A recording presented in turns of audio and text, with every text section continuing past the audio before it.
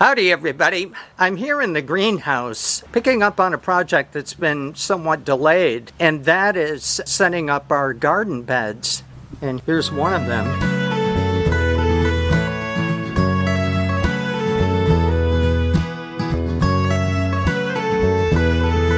And I've been layering a basin there of some chicken compost and sheep manure. And now it's time to put some compost in there. And unfortunately, I don't have access to a place that actually makes good compost. And I don't have any compost, and I need it. So what am I going to do?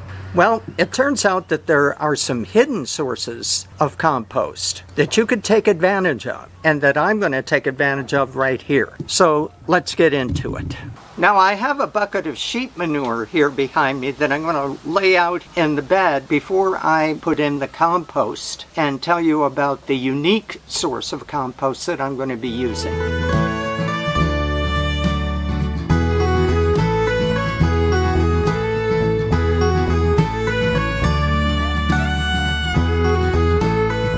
Okay, so I have 7 bags here that are full of some compost. It's not the kind of compost that I was taught to make in my permaculture design certificate course with Jeff Lawton, where you use the 18-day Berkeley compost method, where you turn it, it gets hot, and you measure the heat to make sure it doesn't get too hot, and you wind up with a really good compost at the end of the 18, maybe 21 days. This isn't it. This is what is called cold compost. Cold compost is good compost as well. It just takes a lot longer to make it. And it turns out that there's a great source of cold compost that you can use sometimes 2, maybe even 3 times a year. And I'm going to show you right here. Look at the house there, and you can see the eaves. You know, we collect rainwater from the house using those eaves. We call those canales in Spanish. And you can see all the trees that are surrounding the house. So there's going to be a lot of leaves and other material that are going to fall into those leaves and be trapped. When it rains, they get soaked, they get completely saturated, and over time, that material breaks down into a very nice compost. And so these 6 bags here are bags of compost that we went around and took from all of the eaves, from not only the house, but all of the outbuildings that we have. We don't build an outbuilding without putting those eaves on it and collect rainwater from it. So it's a great source of compost. Now, is it as good and fine as you could get using the Berkeley method or some other hot composting method? No, it's not. But it's good enough. It's a very good compost. It's full of leaves and little twigs and other things like that. And the main thing you have to make sure is that you don't get too many seeds in there. But I don't really worry about that so much, because it's going to be deep enough in the bed that even if there are some seeds and they try to sprout, they won't make it up through the surface.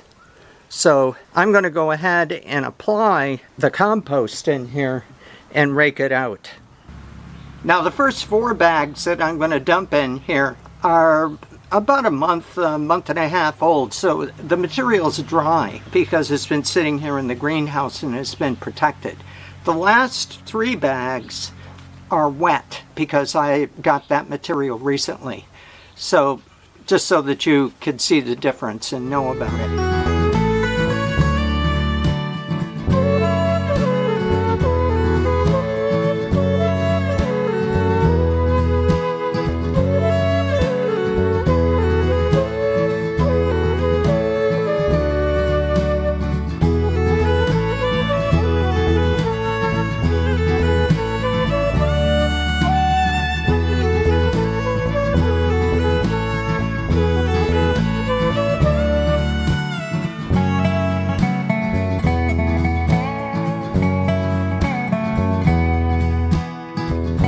Okay, Now the last 3 bags are going to be the wet stuff that I just recently got because it's been raining on it.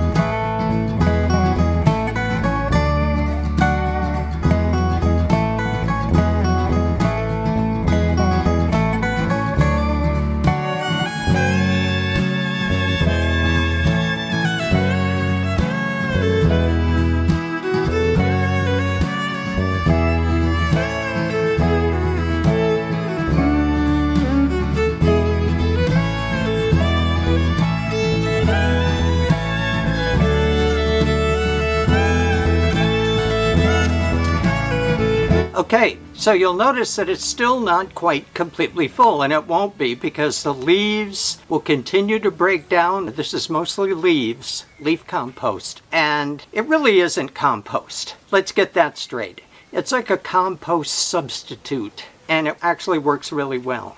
So the question is, are there other hidden sources of compost that you can use or that I can use here?